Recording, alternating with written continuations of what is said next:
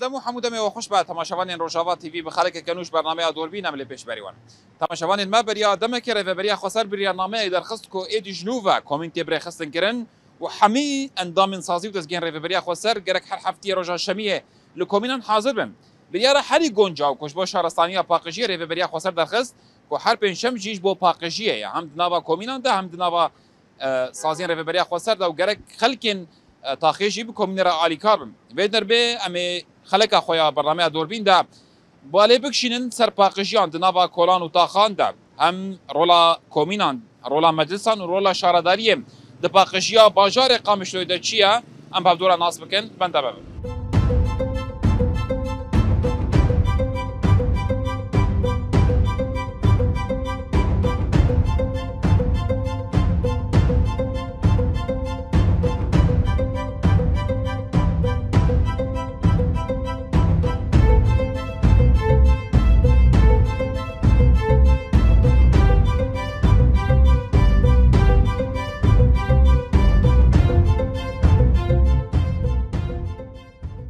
يا اهلا وسهلا سسر شويه صعبه كنت ناسبكن نابي مراد حسيني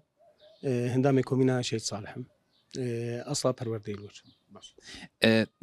ام دوست خوازن دست بکی لسر برنامه را بریا خسر یا کو بریا دمک درکد کو تیدا جبو بري خصن كرنا كومينان هن بريارنامه در خصن جبو اندامن سازي و دزگاهن ور كومينان آماده ببن هم روجا شمیه هر وهاش جبو پاقجیه ام تخوازن بهتری خواه سر بسکنن دسبيكي ام بيجن كومين چنه كومين او رخصنا قل رخصنا جواكي جبو فيكي سروكاتي قلكي گرنگي داي بينا ريشتي جبو فيكي جبو افتشتي هاني پیش كوه قانون دركتن وقتی چه قانون را خصیص ده 2025 وقتی گذر کرد گل کی گرینگایی ده جبو افکار من دی منی گودی رببریا خسر ده کار دکن آبان داک من کومین خواه و کومین خواه ناز بکن دم وقتی گو کومین ایش کومین در کتن چون کتن کارده جوی کیجی بگریان جبو گو بگریم کومین خواه و کومین خواه حبکی پیش بخن اف بلیار کی گل کی باش بو کومین ما هم کتن تفعیل ده و هم کتن كيان أصدقي يعني كومين هاتمون تهميش كرن دما وقت قوم يكي موظف ويبهاتا يكي وبهاتا مثلا جبو كاركي خو بمشان دا نزاني بو كومين چي بل دما وقت قو اف بليار دركت هوالي مسرفيت شي سكنين وهوالي ما كتن تفعيل ده كومين ما هم تكتن تفعيل ده جبر كومين تيناس كرن جوي غير بيتشي يعني حركز وغير ويني اساسي كومينه دما گو هاتن کومینه چی کاری گوت کومینه هاتی بیان کرن تی بیان کرن جوی گلیره و تیشتی گو دسازیاجی چه دبی دریا وا کرمنداده تی کومینه کومین دیگه حد کی نازک بکاچه هی چتنه دسازیاده بکرن امثال مجرد باقشی بیت راوستن حتی چه اصل کومین هشاری ده بطاقه خو کومین آخه کو لباقشیات تاخی حرم خاطر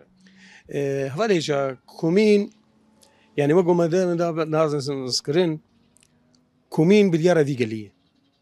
كومين ريخسنا في قليه دما وقتقو كومين بيش كذا قال ماجي بيش كتي اجبر ايه هندامي با كومينا امش في قلينا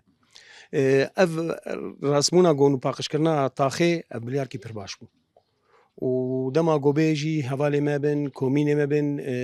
كسي قو كاردك كومين هذا كارمندي قولتين بدسازياده قول دخلت درباسي كومينا ببن باقش كر ببن البيشيا في قال بين بيشنجي وانا قدما في كاري دكن واوجي مجبور ببن بهواري خره ببن علي كار افتش كي قاف كي كل كي باش بو كل كي قرب جيفينا ون ياد سبيك يا كومينه تشي بوجي از باورم تدا نقاشن سرپاخجي چاتن كرن هر دناو حبتي هر چند روجا دي كومينا تاخي انشي تاخ بخوا در كيفن باقجي خب كان اول اجا دما وقت جو افجيني قال شي بوند كومينا ده هاد بيان كرنج من لتر جسازير وك شارداري اليكاريا جو قل بشارداريه بكرن او تنسيقا جو بكرن نقابه شارداريه ونقابه قلده دريا قوميتين هن ضمن كومينيتي او قوميتا خدميه جد بجن او قوميتا بلديه باركي خرادبه دما قل شيار كرنا ملت حاضر كرنا ملجفي تشتري جبوغو ملت مجي شيار بن رخوه ملت مجي اليكاري بن اليكاري بشارداريه بكن جبر شارداريه ما اجفاكيه گرک جواک جی آلیکار بپیره تي بيان كرن جوانار بتشلو الرولا باقشيه تشاوبه وتشاو باقشيه خمكن تشاو ملتي خب بدن فهم كرن فير بكن سر باقشيه هشياري تيدا جوار يعني وكي هم وكي هشياري كش بوغل كو بتايبت فيدا ما هافيني دجي جمار زيدا نخوشيات شديكم يعني كومين هشياريات دقل بل برانبريكو ادي دست بكاري باقشيه بكن نبات افراس افتشكي بليه كومين اگاهي دقل هم دريا قوميتي خور هم دريا دنگي سرفان فيسبوكا سر وچكا شيارتين دكيني قال انه حركس باقشبون كي بك حاضر به جويت شتيره دمك هي دوي دم هانه ده مثلا شوپرنی خو همه کامه بده هفدو تخن کیساده دین جیکی دم وقت گو شهرداری عربی وینا بین تاخه کارب جاهز بش بو همه کامل تخن وینا ده آگاهی مل جوار هي او یک وجبو اویجی حواله مواناجی يعني شهري دكين الملات انه ابا زياده جو به صرف كرن دم وقت جو تشكي زياده صرف دكي تعدايل جيكي دكي جبو به كشياري دنا ملات ده هي هم جيفين دني قدام جو بين بيش افانا حمل كامل بروجي دني جو عملتي خبد الناس كن قال لك سباش وتا يا لو سلا سلا شعبنا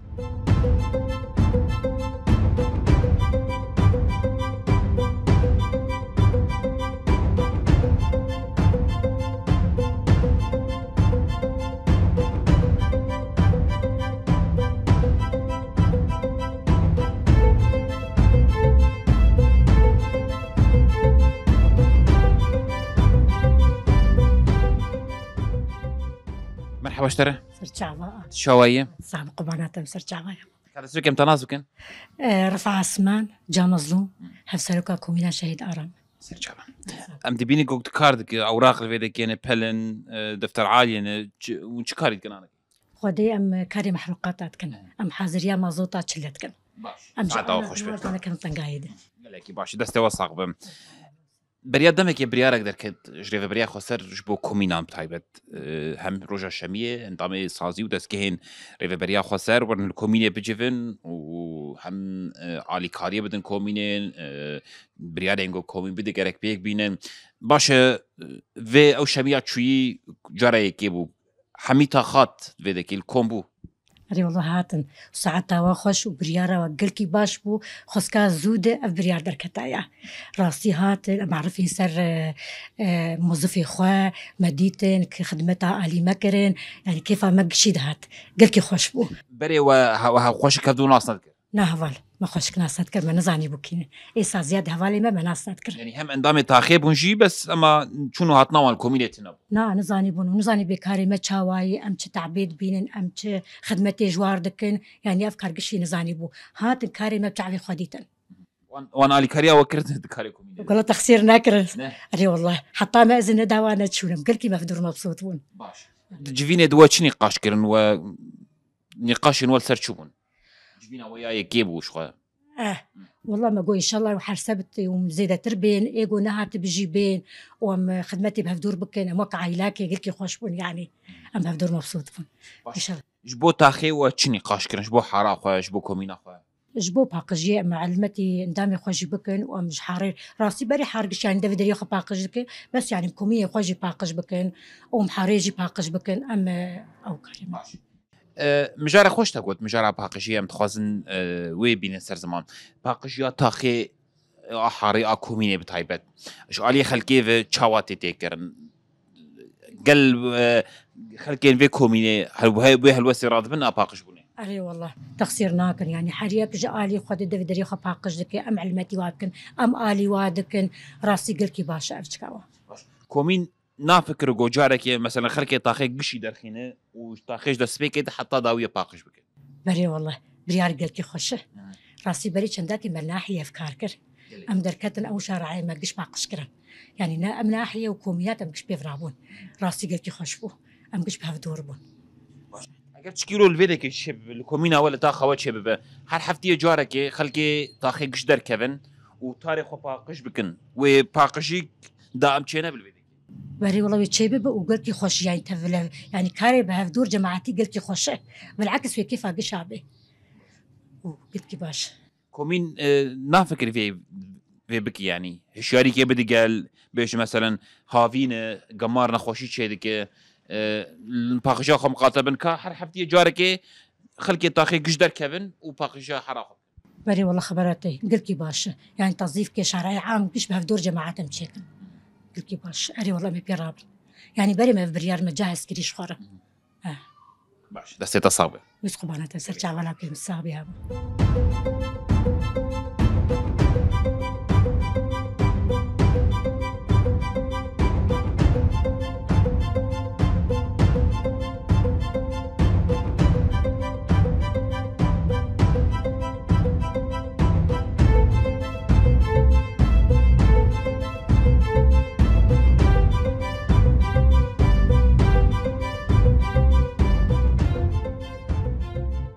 مرحبا اشتري سر شعبي ما أعرف سادة شاويه صعب رحمة الله حبستك ام تناصلك بس فرزاني خلا برومي هب سلوكي كومينا شيء دارم طاقه لليي تاخالي لي مجارا كومينا في حفتي جفينا وتشاوا درباس بو جفينا يكيبو وقت ما مسجدا وخو يعني كرن حمي كارمندين ريفيريا خوسر اي تاخي هاتن فيدا كي تقربش مر بحصاوي جفيني تمام أمقر كيف خوش بون بهات ناوان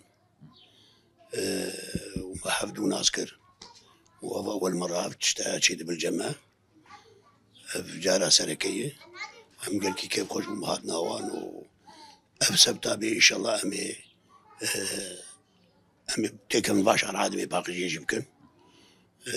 والحمد لله قل كي باش يعني قل كيف خوش بون هات الجماعة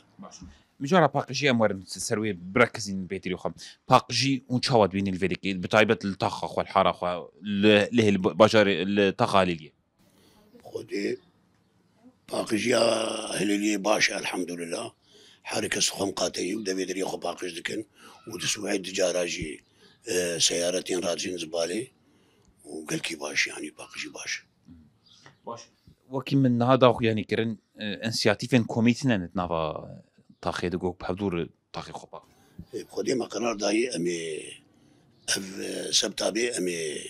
امي بشرعة بقرن ملتي خوشي وفهفالي مجي بين جمعي سازية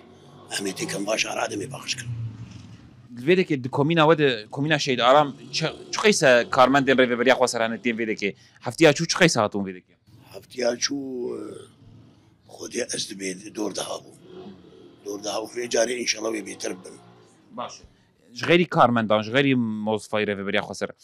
قال جي تي فيديك قال بخوتي فيديك روشا كومينا دنر قال جي تي مراجعين تين مدفتر عائلة مكاني خو مازوت يتكن مدفتر عائلة دستين مسجلين ام جوار دفع حالين ام ددنوا اوجتين بيتيري خو نها برياري نواش بو باقشي هنا كو وندس بباقشي تاخا خو كل مثلا اف كولان انديتر ايجو غريداي في كوميني بن بهدور دركب مثلا حفتي جاركي تمام ما كار جيل كريه ان شاء الله ميدس بيبكن جيلو بيبا ميدس بيبكن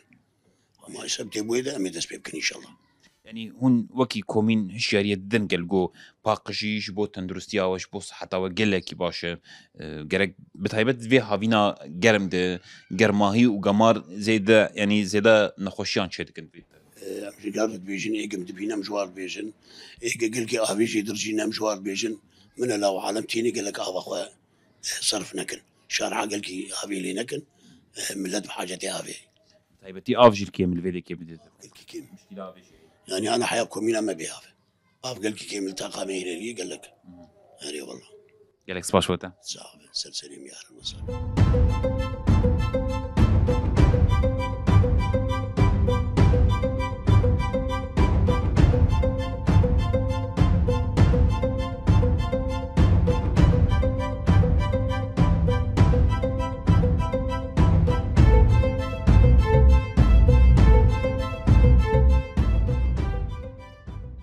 مرحبا اشترى سرسري مسرچاوي مبان شاوية صعب خدي دارك تبهلو دس بكم تناس بكم نبي معز الدين ابراهيم رمضان حاره هليليمه سر شعبا الاساس الحيمه سر شعبا اهلا وسهلا باش ام بقي بحساكم مينا وبكن تريد بريا نهار في بريا خسر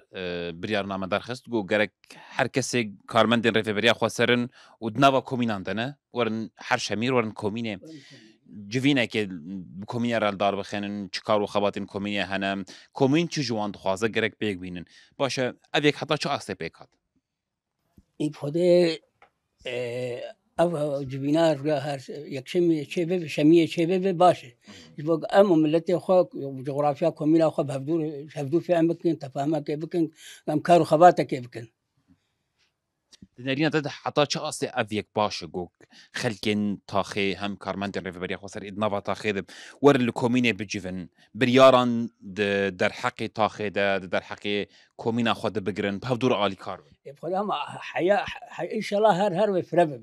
خوشتر بب باشتر بب أم الهفدو بقرن قام كارك يجبين ملتي ربكن وأما الذي جمار بك أمشي إن شاء الله كردستان سوري كشيء بجيبه وقتها قبل هفدو مقاتب قبل هفدو مقاتب نمدور هفدو بكبن أو يجدوني ما بكبن إن شاء الله أم اتفاق بين وملتي ميل كومينا ما بحوا أم يجي إرشادات وخبدن وان وأو يجي مار بجاوبين أم يجمار بجاوبين وأم بنقلين إيش خمس ترى يبقى آلي كاريب ما وملتي مار بكن اورن لسر مجاره باقجیه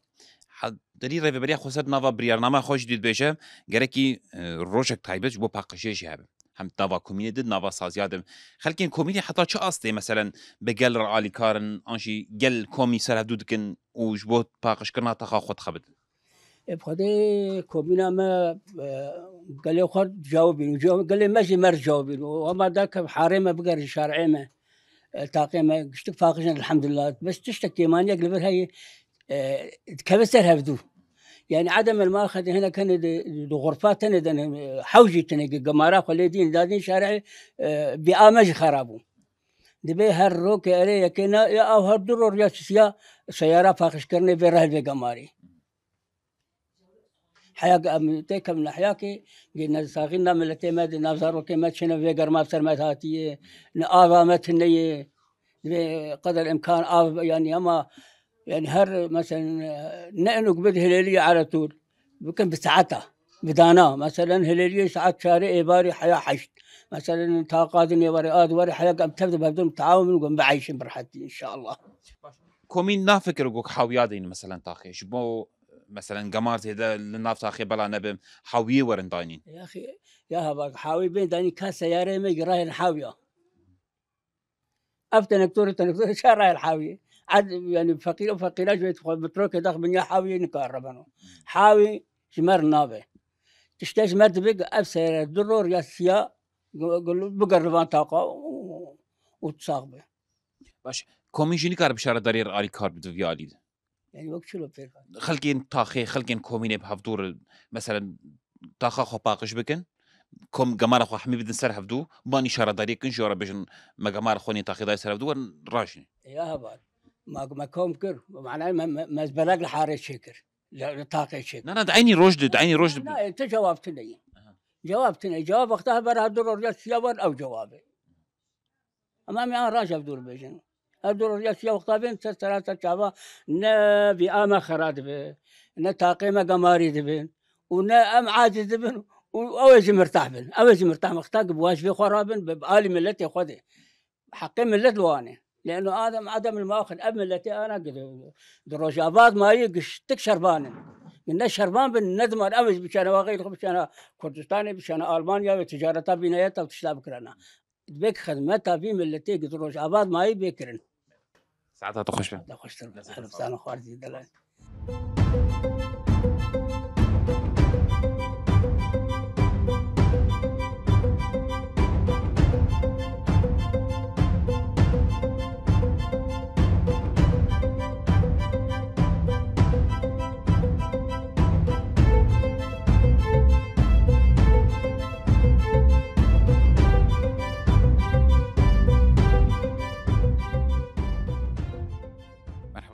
مرحبا سر شعبان شوية والله تساغم شوانا صعب سباسكم دس بكم تناسبه نافي مليلة محمد مراد باجاري قامس لنحيا باجاري قامس لكاردكم بريان دمك رف بريان خسر بريار نامه يقدر خص تيتا هن بريار دد جبو كومينو ومجالس ان باجاري قامش لو هم يك كانتونات جزيرة بقشتي در خصن كو ادي کارمند ریوبریا خسر هر شمی دی هر کومینه هر وها جبو پاقشی جهن بریار درخستن باشه وکی مجلس باشاری خامش توی جبو پیکانینا وی بریارنامه چکار و خباتین کردن سيد شخاب بخير هاتنا ودكن وسباسيا ويشتكن جبوك يعني ودنجي مدرتخن جبو ملت جبو حركز جي زانب رولا مجالس رولا كومينا بتهيبت تشاوايش خوا رولا كي برجرينجه كومينا جبرگو سرو گوتی از زندانی درکوم از هرم کومینه کی کار بکم اف یکی وقت سرو که مد بيجي از درکم کومینه کی کار بکم معناته رول و کمیسیونا کومینا کله کی بگرینگ و گله کی بهای اجبر ولو سرو که مجد بيجي بزیر کومینه کار بکم ام جی که ام کومینه خو ام دام کومینه خو کنگی بم کومینه خو بدگرن شخوره به بریا خو سرجی وک نامه که درخست انه دا يعني درخست انه دائما يعني دفي روجا شميه روجا كي ساغ الكومينه كار بكن شخو روجا سبتي امتون براستي ما دوام كرش حجت حتى دو الكومينه يعني يعني دوام بر باشبو بر خوشبو هم بيشوازيا ملت هم جي وك كومينه يعني دعمش كومينه ريه وهم جي اليكاري جبو كومينه وجبو ملجي كيف خوشبو كومونه كي باش برتشبو همجي كارو باري ملت بهتر يعني بهتر كيف خوشي وبهتر جي هات مشاندن جبرولو يعني ريبريا خسر جي اف جرينجيا في كوميني جي جبولو اف بريار درخص بريار كي بر باشبو بيشوازيه كي بر خوشي هات كرن جبولو اف حركس كرمند به نتني مجالس حركه الكوكار بكن الكومينا خفت كرنجا شميه وهم جي كي بريارة كي ديجي كي رجع بينشاما جي جدوازو بيده جبو باقجية أمي ورا نسربي مجاري بتهيبت ما مستم باقجي نها بريارنامه دركت درباري باقجي ده جرك حر اندام حر كسين قلت سياسات كاردكن كسين قلت كومينا ملسات كاردكن جبو باقجي الباقجي اخو مخاطبن باش امور نسر استا باقجي وكي مجلس باشري قامشلو حتى شو استه هون باقجي سر استا باشري قامشلو تشوبينن باقجي شو استه دي حطانها براستي يعني تقاسي باجار باقش بكي والقاسي ويخش ببي والقاسي رنجكي صورتكي باش ويبدا حركسي جبر ولوجي يعني باقجي جي همجي جبونا خوشياجي باش همجي كي صورتكي باش ده وهمجي كي اليكاري جبو شعرداري جبركو شعرداري دكناك نكار مثلا دردور اخو يعني تمامتي باقش جبركو ملتي ماجي فيري في باقجي جي هن قال لك نبونه جبرولو يعني وك اف رولا ودركتي اف قرار دركتي همجي اليكاري شارداري جي همجي جبو باقجيا باجار بقشتيه يعني برياركي اوجيكي برياركي كيف خدمتها جباكيد يعني تش برياري ودرت كيفن ها اكوميني جيت كيف خدمتها جباكيد باقجيه جيت كيف خدمتها جباكيد جبرغو شارع كولان مد سازي حر دفر وقتيغو حريك اليه خده دس خودس بك كارب باقجيه بك والي كاري كي باش باجار جي هم جي على شهرداري جي برغو شهرداري يعني انتقاسي كرمندي هبنجي وين كار باجار مزن هم جي كي وقت ما قلتي چاندكي بلا نبوينو حفاظه كارب سر باقجيه بك افجي كي دبج بو چاندي چاندكي بر باشن ملجي فيري باقجيه بن افجي كي يعني ملتي ما حريم بجن باقج بس تبكونك يعني هنجير دبي يعني تقاسي مرو كارب باقجيه بكش بو باجاري ما باش ب ابدمك بريار دركتي موسى از باورم ادي دس يعني او بريار كتي مريت يد نافا كومين ومجالس هذا حتى شاستي بريارنامه باقجيه كتي بيكانين انجي كتي مريت يد نافا فان كومين ومجالس هذا براستي يعني ما دس بكريه وك حمله عم تشدكن حرجاري حمله كم هم كسي جو كاردك وهم شارداري وهم ملجي بهفره وكومينا ناف كومينا ده وك مجموعه كبدر كيفن ام باقش دكن حجاريه مثلا مجيك تحددين وام باقش يدكن يعني كتي مريت براستي بس هي جيكي نهدس بيك قرب برياجي نهدس بيك دركتي ووق ما قلتي يعني هن وتفعيلينا باش بس ما كار كريد فينا دوي مجالات دوي روليد ومهتر بهتر كار بكن بهتر اف بريار بسركبه قالك سباش وقتها سرت عبال وسهله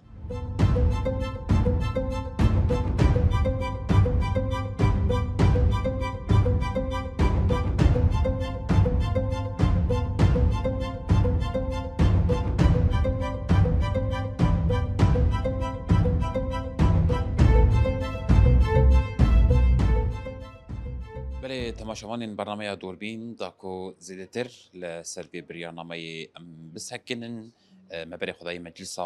باشار قامشلو نهازانیاری زیدتر درباره برنامه داشیم مش هفسرو که مجلس باشار قامشلو رئیسدار عزادین قدو ور بگرن رئیسدار عزادین مرحبا شتره بخير وسلامات هاتن سر شعبا شوانا باشن اهلا وسهلا شوانا صاغ بسپاس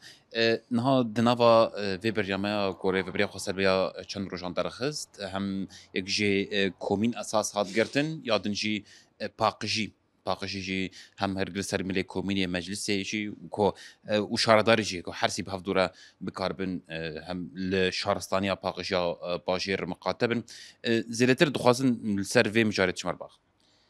شو يعني ونجي زانن منجها خسرية ديمقراط كومينن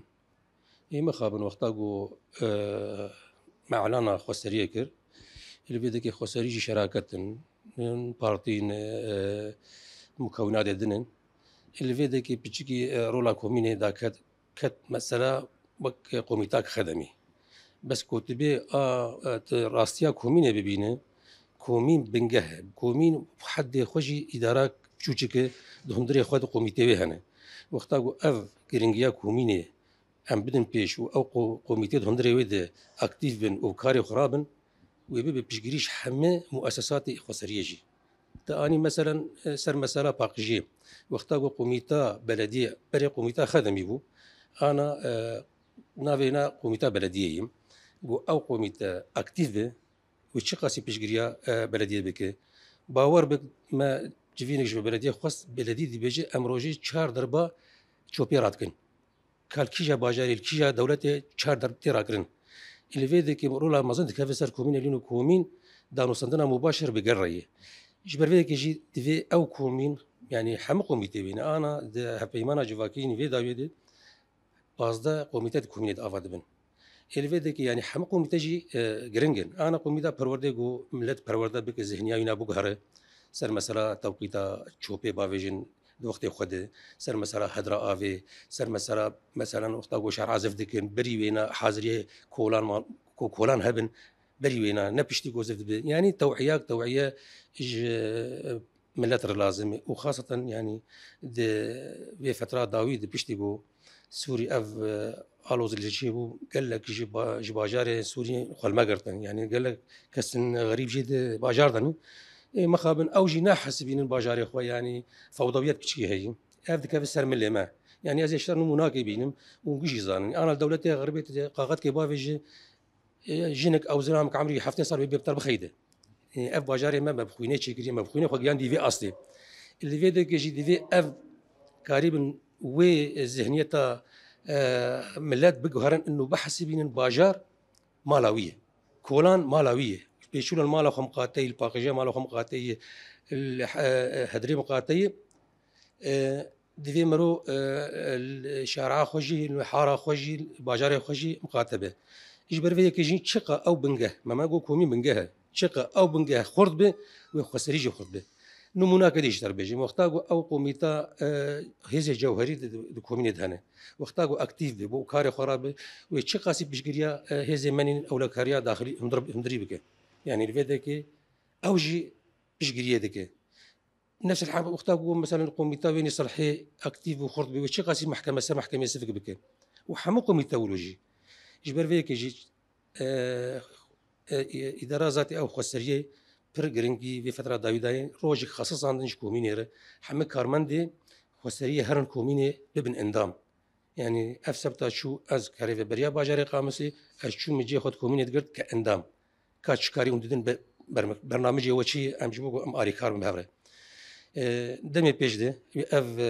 سيستم بردوام به كارمندين خسريه روجا اني سبتي عفوا سبتي الكوميني خو دوام بكن ام کاری بنجاردی و رولا گرینگیا کومینه ام وگرین استاوینی گو کاروینی اساسی پیشگیریا همه سازین اداره ذاتی و راست براست بقرر کاری بالذهنيه وقلجي بغيرينه فيرنجي امي کاری بن باقجیا باجاری خوشی بکن آرامیا باجاری خوشی بکن پاراسناویجی بکن و ام ببن پیشگیری همه سازی خوره رئيس عزادين شخب بريا دمك يا بريا دركت و از باورم جوین کومی را چه بونجیم حتی چه استه ودیت کو افریار رامد نوا کومیان تا پیکال به تایبتیجی هم مجارا کومینه ده هم مجارا باقشیه تجی شو از بيجم دي حفتيا أولي ده يعني دي شما أولي ده هنا جيش كومينا دس بحملة باقشية كرنشي تنسيقي خو كرن كارمن دين قصري شون ويدك الويدك تنسيق بلدية كرن باش كومينا دس بيكر الويدك براستي وقتاقو أمشون أو كومين أولو مرالي يخرطبو يعني دينارنجو مثلا ريفابريا باجير أو ريفابريا كانتوني أو تنفيذي در دبي اندامي بينا بر مورال جاي او تجي تديد حفتيا اولي الناحيه شلو بيجم كومين كيما سيوي هن مادي يعني تشن بي وي سي وين هندري كومين لازم اللي في ذاك يعني مجي كومين ارغوت كاتش لازم يجبو اف سبتابي حاضريه وهاب براستي بر مورال ستاندن ويعني واجي ديد قافك انه فعلا وزنها وهي فعلا او وقت بيجي بلوكي او ولد اداره ذاتي دي از دي بيجي مدمي بيج دي وبر انجام باش ويدركبن الاكس باش وتش ترجعها يا عروسه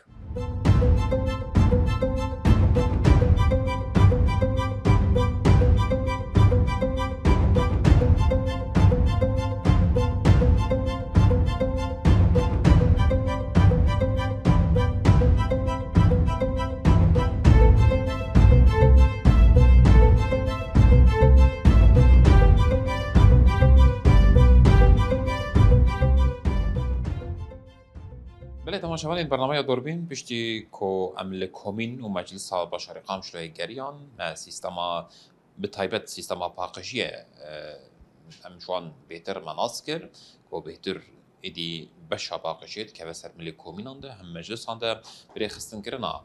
باقشیت نوا کومین و داخانده به جریمه بری خدا شرداری باشر قامش لویجی نها ریف بری بشا باقشیت شرداری باشر قامش لودم مهدی عقل مرا حاضر بهتر امی تنسیقات نورا شرداری و کومین و مجلس آنده هم دملی باقشیت ناس بکن رئیسدار مهدی مرحبا شتره سرچای ما مساقه کی بخیری ام کی خوشم بهاتنا و وی راه هندنا ام دخوازن جو بهتر ناس بکن نا سیستما باقشیت نوا شرداریه ده چاوی تمام وقت بي بشي مي بشي وقت بي كاري مي بشي باقش كني كاركي روجاني وقت بيجن كاري ما سياري ما طبعا امكان هجمارا واج بيجن هجمارا وقت بي هندامي كارد كندي بشي دي دور دصد وبنجي وحشت وقت بي كساي ناو شفيرة ناو عمالي مركزي شارعة وكي ديجي عمالي وقت بي حاوية وتركتورة وقت بي اوي كاردكن كاري مي سياري مي باقشني كولاني مزن وقت بيجن ام بشارع كورنيش سياحي مثلا شارع عام وقت بيجن ساعات سيوني او سياري ما دركبن وقت بيبدات باقشا خدكن تقريبا ساعات حشت او كولاني هاني تالي دبن وكي ديجي ايفاري جي ديسي دتكفن وي كاري هاني دكن يعني تقريبا جديد دربا حتى سي دربا وقت بي او كولاني مزن وقت بي كار بجيتين وكي عمالي مجي تقريبا دو حشتي بينش عمالي مركزين شارعانه او جي دات كفن وقت بكولانا جي وقت بجيك مثلا مجوار قطاعي واي حدد عندنا تقريبا بين جوني بينج دس بكاري خدكن حتى ساعات توازيني له او جي كاري خو وقت بالاشاره وقت بكارتين امكانياتي وتيري دكنك ونسر اصلا بشر قام شو باقش يمكن ما طبعا باجار مزنه ام قال لك درباجي ما قلتي باجار قام شو قلت كي مزنه وقت باجار بقندر قال لك بلدياتي اي روجافانه ام قال لك دربادوجن جانا دبقاجي ام مثلا وقت باجار قام شو بقندر البركه بقندر الحميسه بقندر جواديه بقندر الكوتر بقندر عمودي تقريبا بقندر بنشش وقت باجاراي باجار مزنه وطبعا بشتي باجار جي وقتها بشتي افرز قرنا وقت مساله بشتي ريجيم جي شو قطاع عند المزيدون كمربى الامني جي مشفى وطني مثلا اف بشتي اف بنابري مجي افي هاتن تقريبا بيس مركزي اف بنابر جي المزيدون بشكي وقت بكار سر مجرام الياتي ما سي اليان او سي اليا جي بشكي وقت باليه كفنن يعني حرتم سي شار بين شش الي جي وقت بيد سكنانين لوي غوري جي ديسم دو سوانا دادغرن عمالي ما مثلا ابي شارع حشتي بيج عمال او جي كيمن يعني ام خوازن طبعا ام فيها انا مهوددن انه ام زيد بكن باجار مزنه ووقت بيديس جي ام تكن وقت بأم إنه أم باجار وقت بيجوا بيتر باقش بكن. نا امور سر تنسيق ود نافرا وكومينيت مثلا شما حطنها تنسيق نافرا وكومينيت نا قيسي خطو جو كومين مثلا هر حفتي جارك بقشتي خلكن تاخي درخينه وتاخا خو باقش بكو باني شهرداريه كي بيش ورن جماركمش تاخي القرتي ورن راشينين مثلا حطت شما حتى في استي تنسيق نافرا وكومين عندنا خرد تمام او مسألة كومينا طبعا كومينا قريان وبروشورجي وزعندن جبو روجي كنت وقت بيدان هذي وقت يجي مكتبه ما علاقات جي كومي قريا جبو سيرفي كاري هم مسكن بس كومي جي تدي دوي فتره هاني جي دنه مجالس وقت بمجلس تاخا افابون كومي جي بشكي ماني دوانا ذهبوا سروك الكومينا هاتن وقت بيغهرتن كتن تاخا ده وقت بدوا كومينا ده او جي انا ويجي هولدن ان وقت جو ام تنسيق دوا كومينا ابي جنه شيبون مجلس تاخاي جنه شيبون جنبوار تنسيقي بكن وقت تقو ام سيرفي كاري هاني مسكن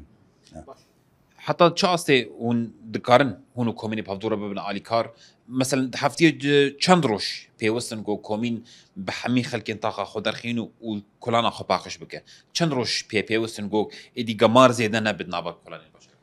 او خد حفتي قد دربا مثلا كومين مر علي كارب كومين وملتي ود مر علي كارب حفتي دربا باجار باقش بي يعني انا مثلا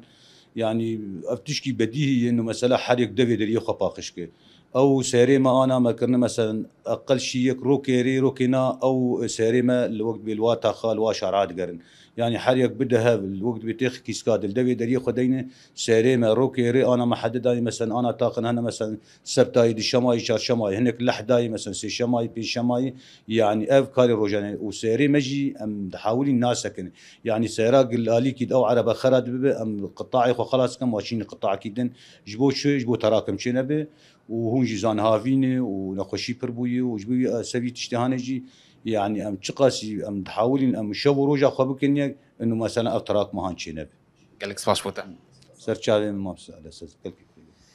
بله تماشاوانین برنامه دوربین افکرامت نوا کومین و مجلس و شهرداری باشار قامش لو دبو تماشاوانین ما شبرکو باشار قامش لو گله کی مزنم ایدی کارین شهرداری باشار قامش لو تناخو نکاره او قيس قمار دان هبكا و ايدي بباجي هكي بشوتينم جبروي بريار على بريا خسر يا شنو فري خسن كرنا كومينان وباقجيم ايدي نها شرداريا قال دس بتنسيقا لقال كومينان ككود نافا حفتيه دام دروجان كومينو خلكن طاخين در كيفن وباقجا طاقه خبكن وبتنسيق بشرداريا باشاري قامش لورا لغوري شرداريه دي بيجكو اف چارسريه حري گونجاوكو ايدي قمار د نافا باشاري قامش لو ده سفك ببع تماشاوان المال فيدري جام قشتن داويه خلق اخوا حتى خلقي كيدن بمين الشهد باختوار